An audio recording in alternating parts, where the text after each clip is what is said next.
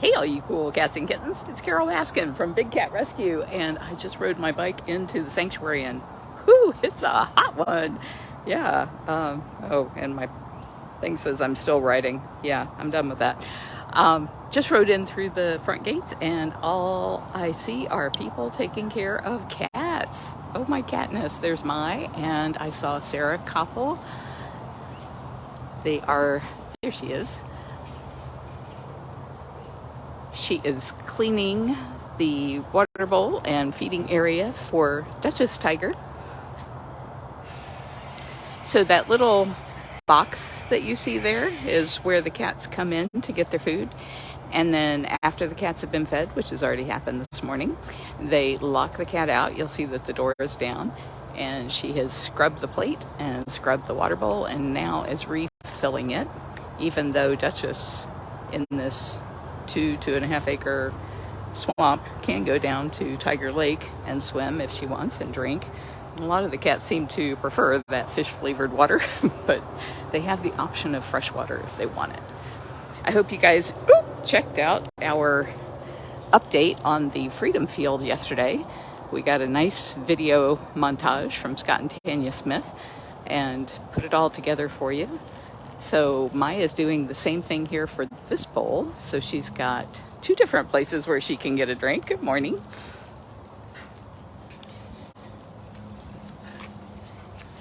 Yeah, we've just never perfected how we do these water bowls because there's like no way to clean them without spilling it all onto your feet.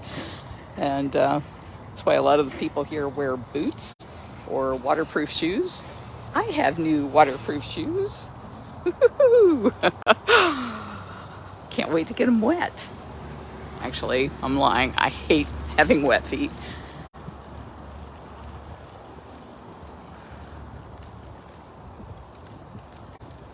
Looking for Jasmine Tiger. Do not see Jasmine Tiger. Where could she be? Sorry about that wind noise. I know that will sound really horrible on the microphone. She's in the water. What are you chasing in the water? Yeah, I see you blowing bubbles there. Row, row, row. Well, this is a nice treat. So she sees something moving in the water. And I apologize for the way this looks. It looks like slime, but it's not. It's actually, I don't know if I can zoom in close enough to be able to see, for you guys to see it.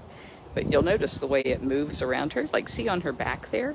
It's little itty bitty lilies. And they're called duckweed. And ducks love them. And they eat all the duckweed off the rest of our lake.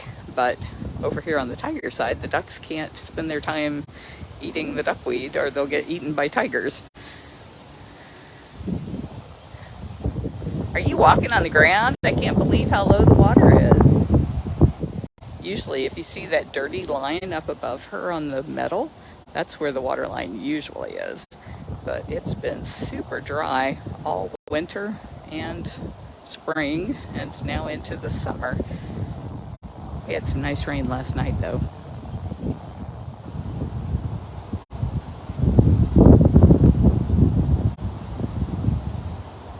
You look like you're sneaking up on me. Don't be sneaky.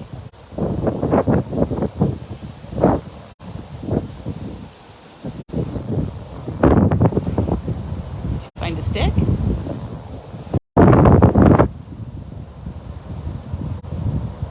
Gosh, there's actually like sand over here in the corner. I don't think I've ever seen sand there, except when we pumped all the water out of this lake so that we could put that fence all the way to the ground. Where'd she go? Oh, there she is.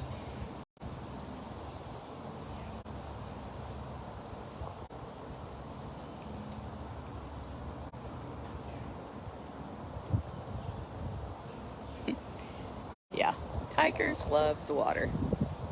In fact, about the only cats who don't like the water are your domestic cats for the most part, and lions. Lions are not a big fan of the water.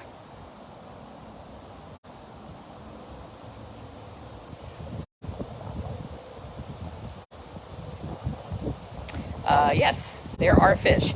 This lake is not fished by humans. It's all on Big Cat Rescue's grounds, where it's completely fenced in here. And because we're such a bunch of animal lovers, we don't want people out there fishing and losing their fishing lines, and then that messing with the turtles getting tangled in it, or birds getting tangled in it. So the last time anybody fished this was probably 20 years ago, maybe more, maybe 25. No, I think there's been one person that's fished since then. But anyway, way back then, there was a 17-pound bass pulled out of Tiger Lake because nobody fishes here. And then we had this other issue with our lake, not this duckweed. This is not a problem plant because wildlife love this stuff. But hydrilla can grow like 30 feet, and it grows up from the bottom toward the top, and so it makes like this tangled web of yuckiness that the fish can't swim through. The cats don't like it because they get tangled in it, and not to the point that they drown. I mean, it's an aquatic plant. It'll break off really easily, but still, they don't like the feel of it. So we had to get special fish. I think we got a permit for something like 150, maybe 200 grass carp, and that's all they do is they eat that hydrilla stuff.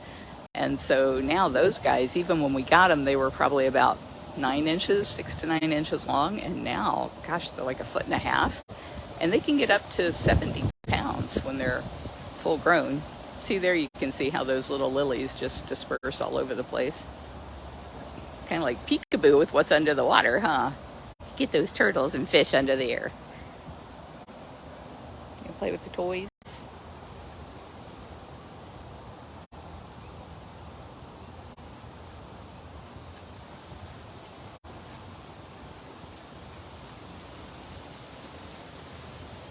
Hi.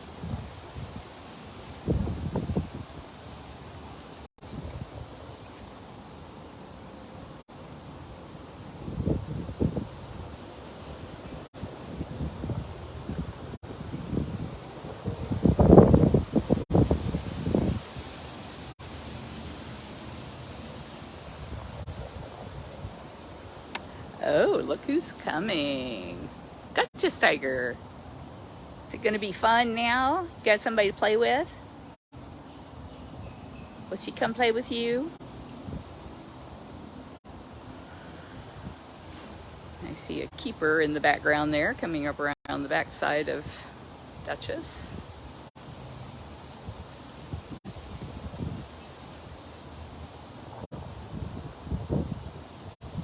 This is a 13-acre lake, so any feces that they may deposit in there would very quickly be eaten by fish.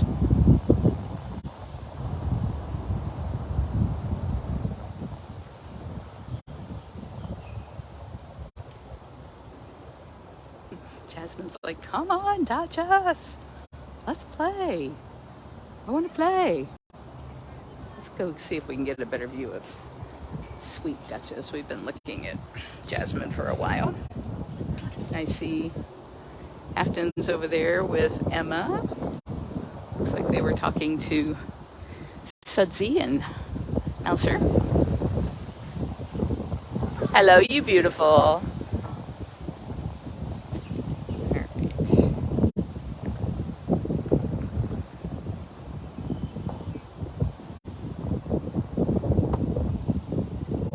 Tight here while I get a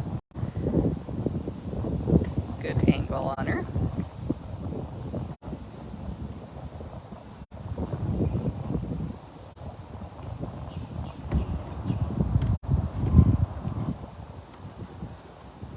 She's breaking the internet. She was trying to chase me around back there. I don't know if you saw. Oh, I didn't.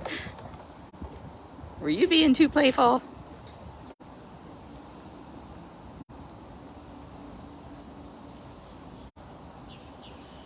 She is beautiful, isn't she, Audra?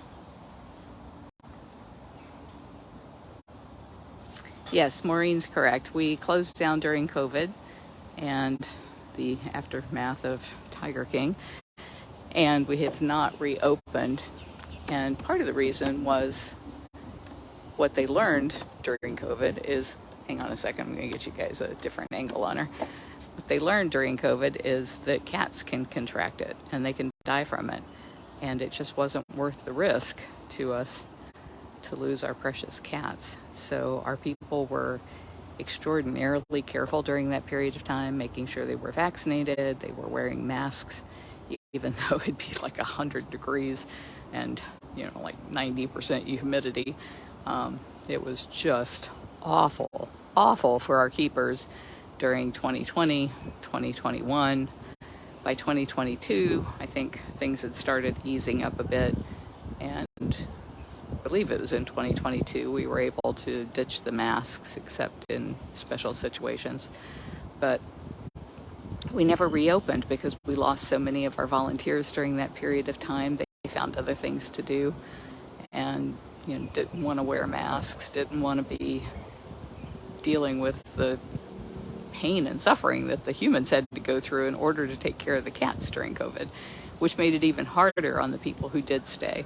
And every day, I'm so grateful for the people who did stay as keepers and who continue to come out and feed the cats, clean the cages, make sure that the cats are being well taken care of. And then the Big Cat Public Safety Act passed, and that eliminated the need for another sanctuary. There are about a dozen accredited sanctuaries in the United States that take care of big cats.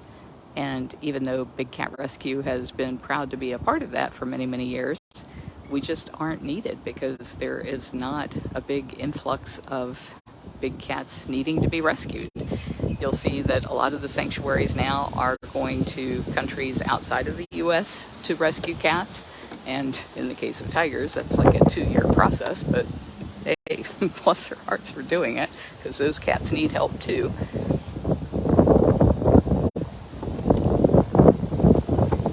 Jasmine's just pacing, trying to get Duchess to pay attention to her.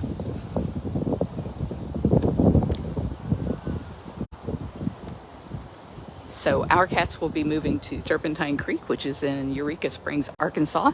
And I check the weather there every day because we are spending $1.8 million to build brand new cages for all of our cats that are bigger than the cages we have here. A lot more room for them to run and play and be themselves. And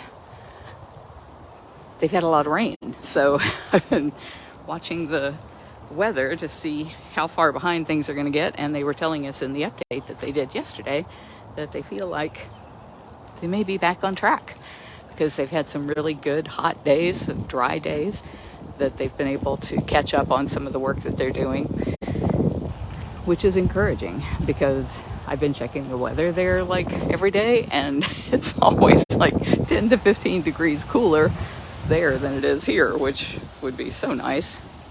I know, because you're panting already, huh? Yes. Cyrus is panting. It's already a hot one.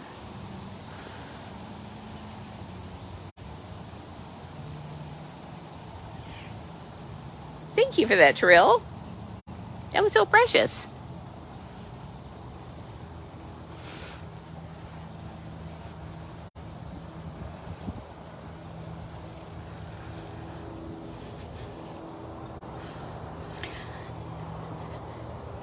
The Big Cat Public Safety Act did two things. It ended cub petting, which is what caused so many cats to be bred, used for a month or two, and then thrown away like garbage because stupid people would pay to have their pictures made with the cubs. And now that's illegal, so that's not happening.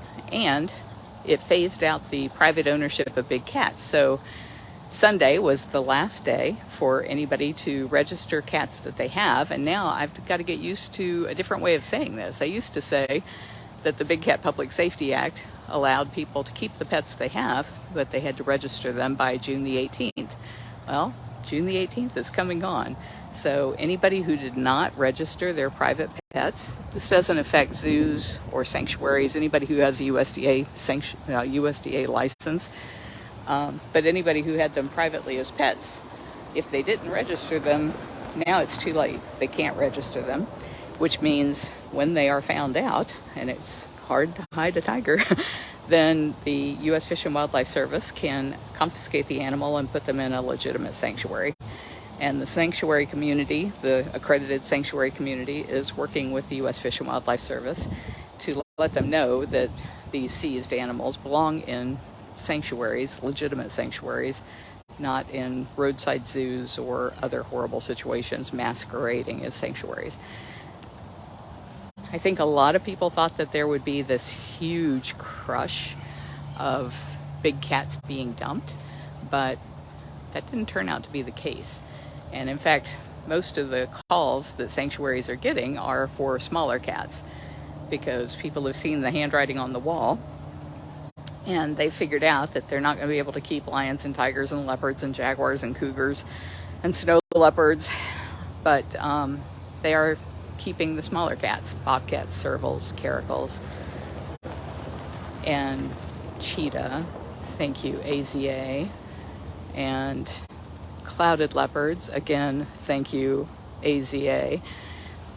We had to include the Association of Zoos and Aquariums in our effort to get the Big Cat Public Safety Act passed. But unfortunately, some of their zoos, like 2 of them, exploit clouded leopards and cheetahs, and they didn't want to have to stop doing that.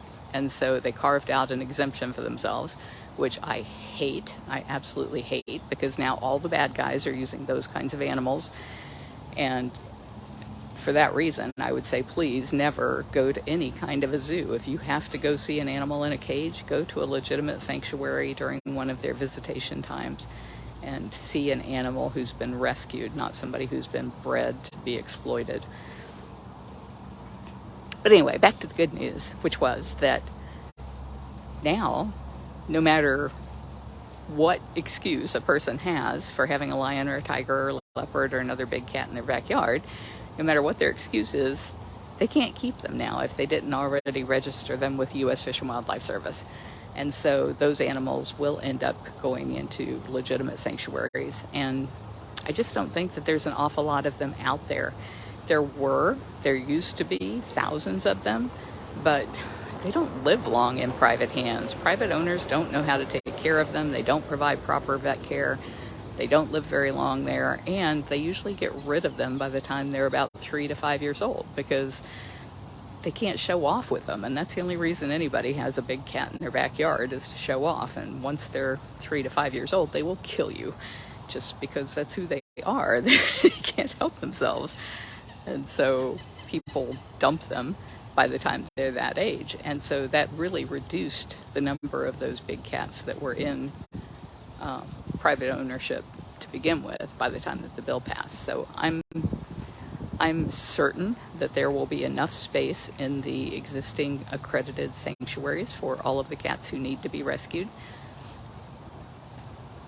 And I think sanctuaries really need to consider reconfiguring some of their enclosures. So like a big enclosure like that over there for Jasmine and Duchess, it's an open roof situation, and that just doesn't work for any of the small cats. They can climb like nobody's business. So they all have to have some kind of a roof, like you see up there.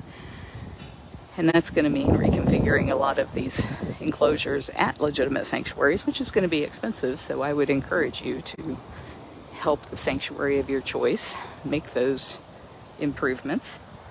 At Turpentine Creek Wildlife Refuge, they are already doing that with the cages they're building for our cats. I think they're building 27 small cat enclosures, which are 2,000 square feet or more each. And then they're building 7 tiger enclosures that are 20,000 square feet each, I think. Yeah, I think that's what it was. And most of our cats are really, really old. So even though they're moving there, they probably won't live another 3 to 5 years in many of our cats' cases. And then they will have all of that space available for small cat species, which will be great, because I think that's what they're going to need, is to be rescuing those smaller cats. It's going to be a whole lot harder to pass a federal bill banning the smaller cat species, Although I think it's going to be pretty easy to ban cheetah and clouded leopards, because the more people that use them and exploit them, thanks to AZA carving out that exemption, I think a lot more people are going to get hurt. And then we can use the same argument that we used for the big cats, which is it's a danger to the public and should not be allowed. Erin looks like she's busy checking on the cats. Emma has work cut out for her, I can tell.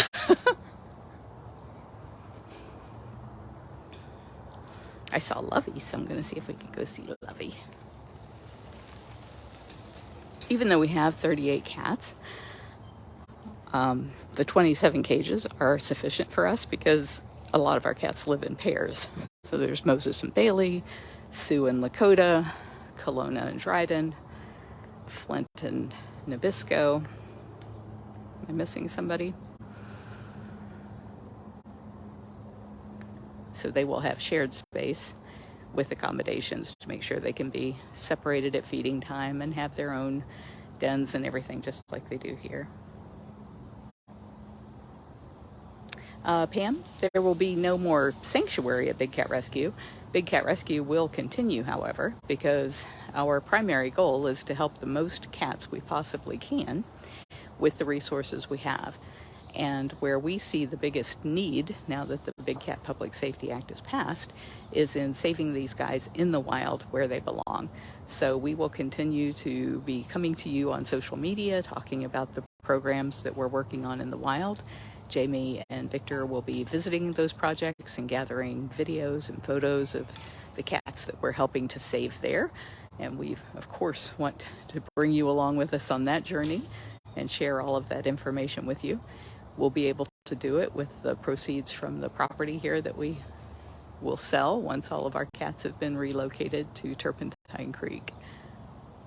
So we plan to be as big and bad and vibrant as ever, out there making waves, changing the way things are done, creating new pathways, blazing new trails, using new technologies, all of that to be able to save our planet by saving the small cat species that are so integral to the healthy ecosystems necessary in order to sustain life on this planet. I'm very excited about that. I'm much more excited than Lovey is. Lovey's like, what are they doing over there?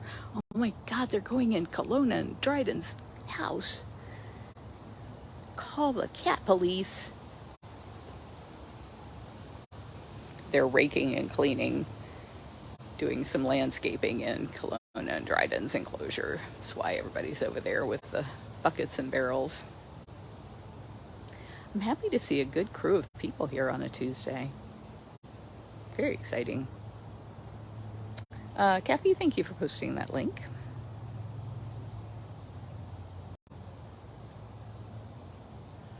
Michelle, we don't know what we're going to do about rehab. I've been trying to buy a piece of property that's about 3 acres. It would be big enough. It's about the size that our rehab program is on now. And we could relocate our cages there, although, gosh, I contacted the company that built them, and they charged us $50,000 a piece to build them, and now they're going to charge us or maybe it was 60, and they're going to charge us $50,000 a piece to tear them down, and then we got to put them back together again, which is another 60. So that's a lot of money to relocate our Bobcat rehab program. We would love to work with somebody who's already in that world here and help them by providing the caging and providing assistance, but I just don't know anybody that really specializes in bobcats because they're so difficult. You guys are so tough. Yeah, people are scared of you, as they should be. She doesn't look very scary, but you walk in there and walk up to her and see what happens.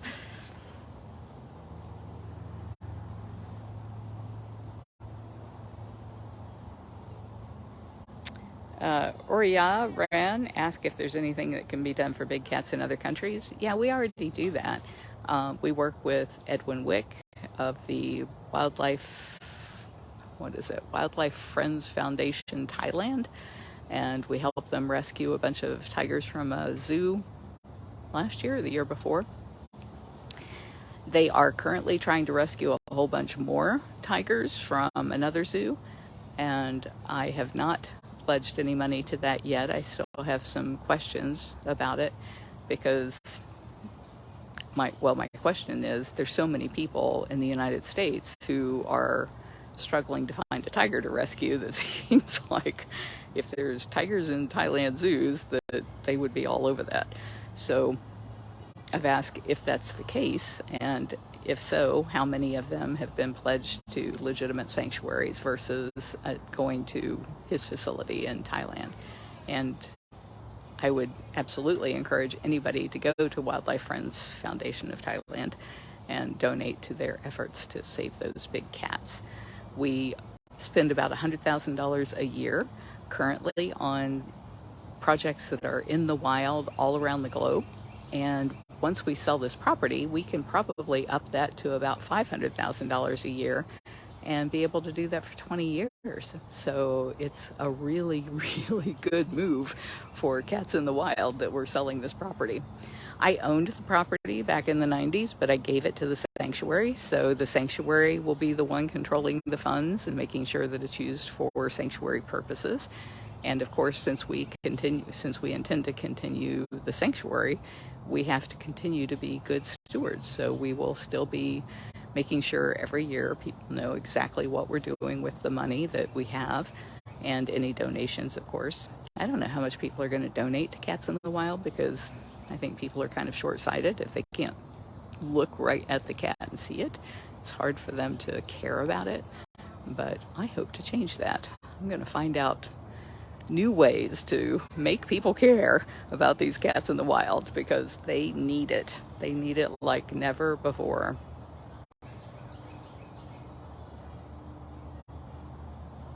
And Gatos mantis, that's the mountain cat, maybe? Chinese mountain cat?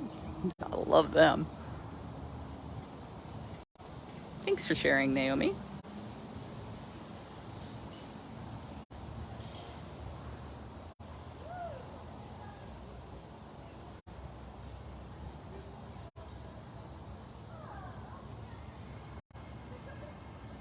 Well, since we have put Lovey to sleep, let's see what else we can see going on out here.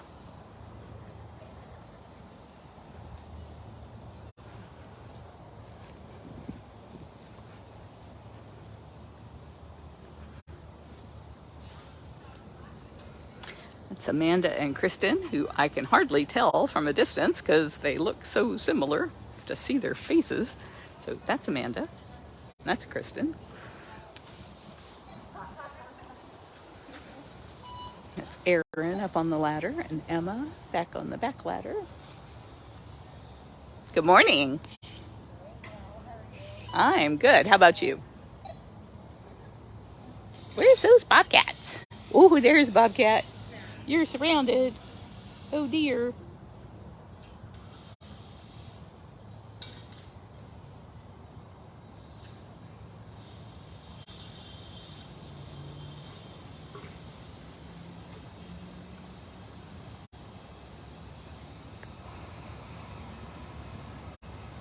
I thought surely you'd come over here and give me some grief.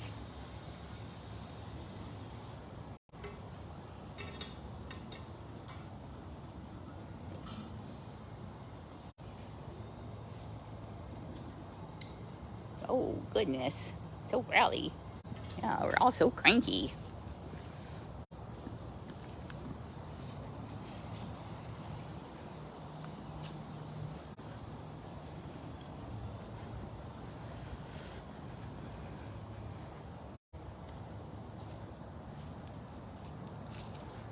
There's Miss Summer. Oh, I see her. I see that summer face. Hi. Hello, beautiful.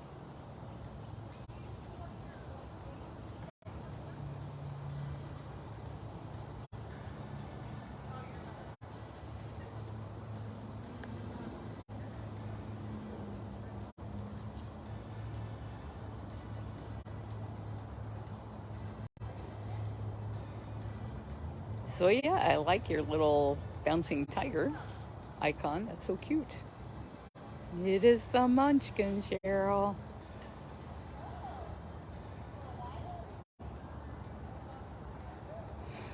Yes, Kathy's right. All of their toys are going with them. All of their tree stump dens are going. Their hammocks, their coolaroos. They will have no lack of need for that kind of stuff at Turpentine Creek Wildlife Refuge. And for Give Day, you guys helped us raise $100,000 for platforms. So they will all have platforms. And if you watched the video update from Scott and Tanya yesterday, they talk about how they call them night houses, but they're they're not like a zoo night house. A zoo night house is usually whatever the minimum cage size is for that state, which like in the state of Florida, I think for tigers is something like 10 feet by 16 feet. And it's a windowless jail cell where the cats get locked up when they're not on display during the day to the public. And so when somebody says the word night house, that's usually what they're talking about. And years ago, Scott and Tanya were forced by their state to lock their cats up at night. So they got used to calling them night houses, even though they're really great big huge cages. They're just roofed cages, whereas they have mostly big cats. And so their big cats have these big spaces that are like 15,000 to 20,000 square feet for their tigers. But they have, it's looking, oh, excuse me, I was looking for Val or Mrs. Claus, and I'm not seeing either. I sneezed my brains right out. Oh, God. What was I saying?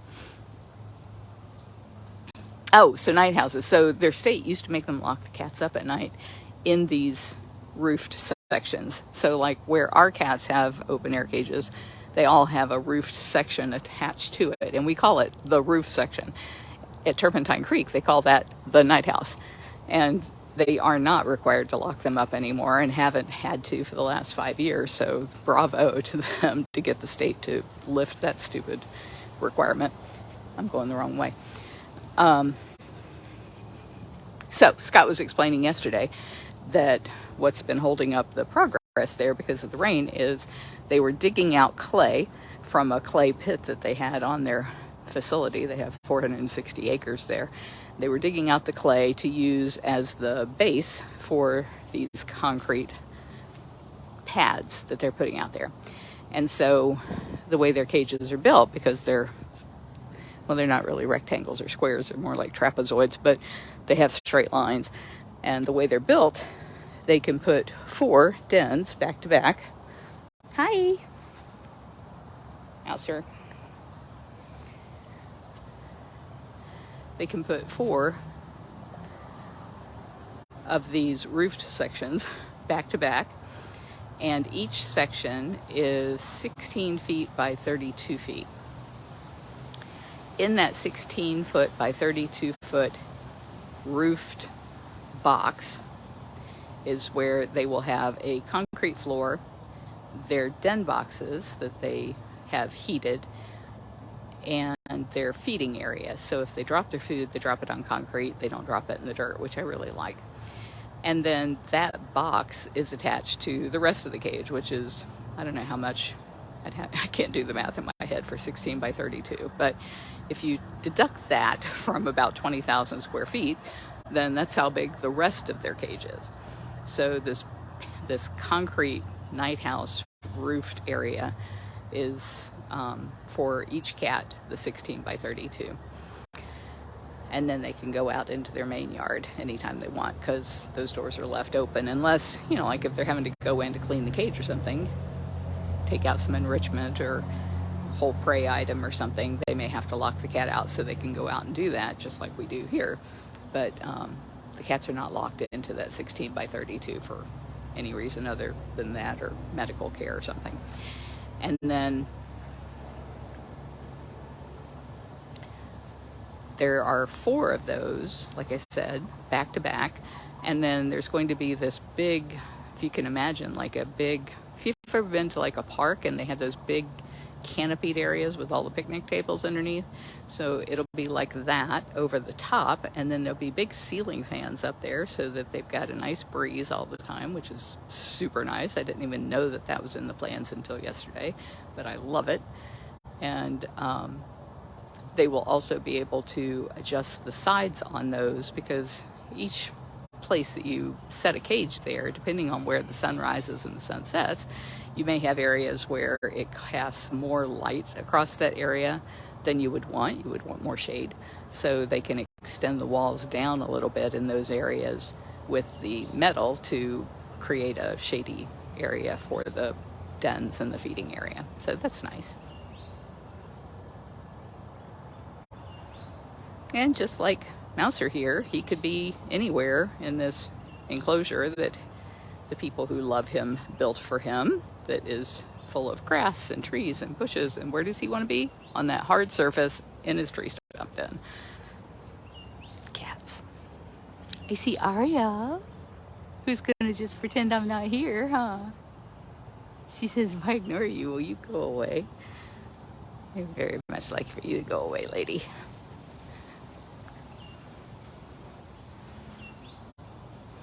Some of our cats, like Ariel and Val, are very shy.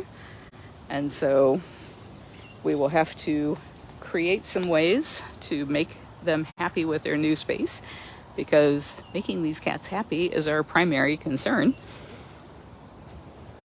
It may be a lot of extra tunnels, extra places to hide, lots of foliage. They were showing that they're having to cut the grass all the freaking time because of all the rain that they're having. Things are growing really well. As some of you might know, we had invested in 62 trees. There's Sudsy Meow all the way over there underneath the cat tree, sleeping up a storm.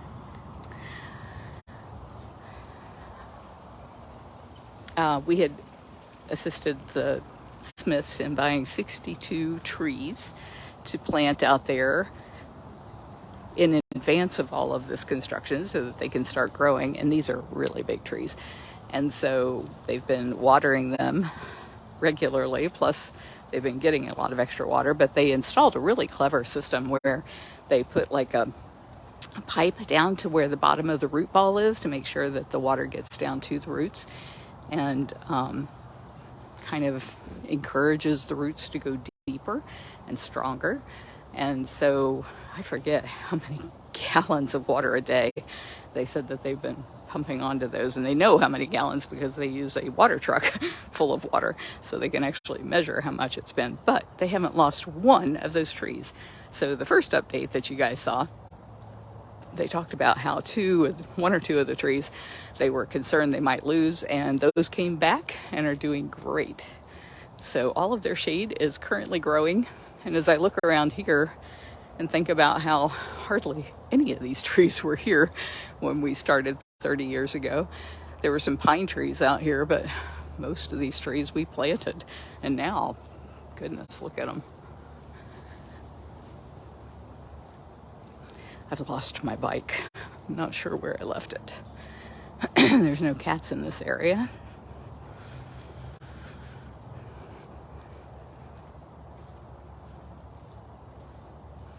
So I'm going to try and walk and read. If there's any questions I've been missing, pop them back in here. Yeah, Nancy, that was great news about the trees. Made me very happy. You can watch some people activity over there with Emma and Aaron.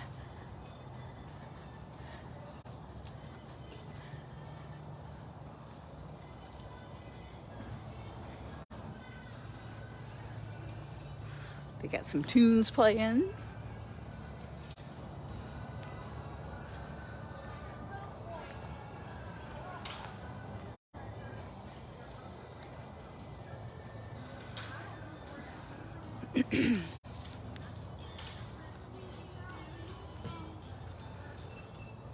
LA, Sudsy's owner, have not relinquished him.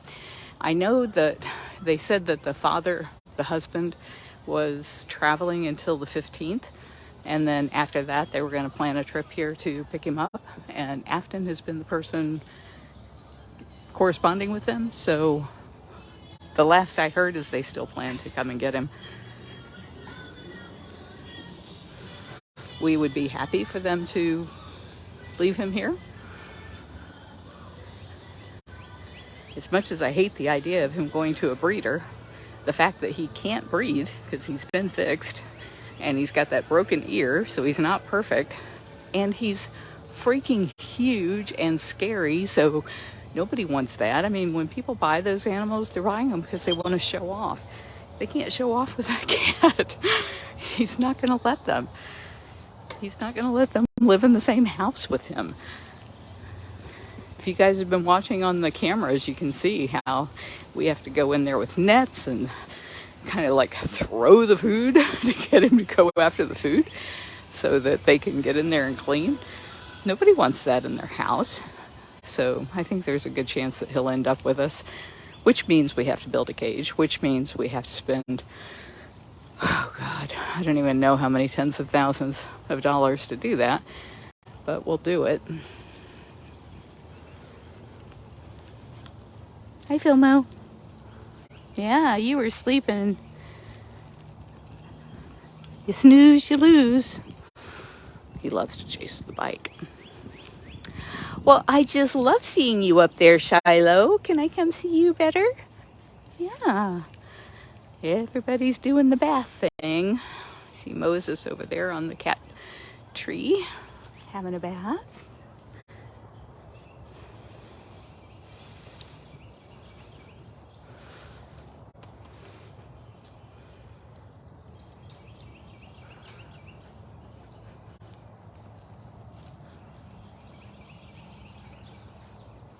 Hi. Good morning. Oh, would you bless us with your twitchy tail? Everybody would love that. We don't get to see you that often.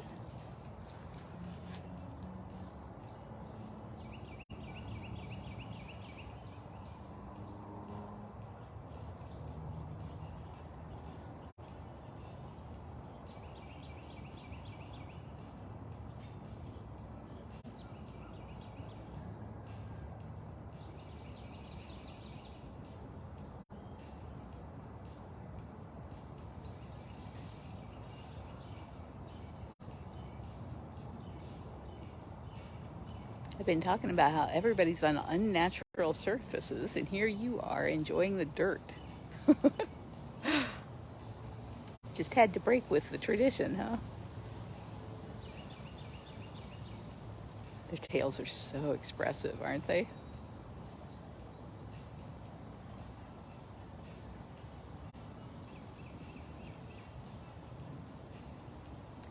Zadi, this is Shiloh. Shiloh is a bobcat. He came from the Wildlife Waste Station, which was a sanctuary in California that went under. Bye, Kathleen. Thank you for all the love.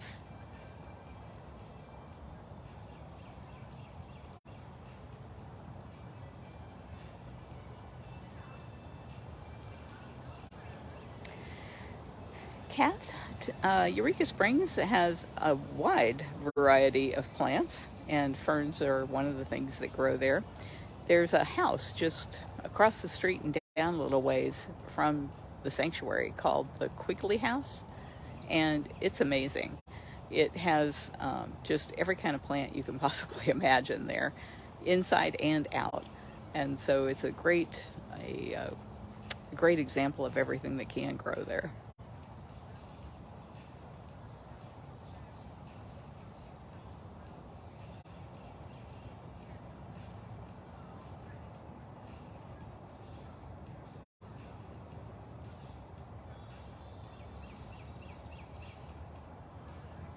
Ugh. Did you get it out? Something sticky? Sticky in your fur?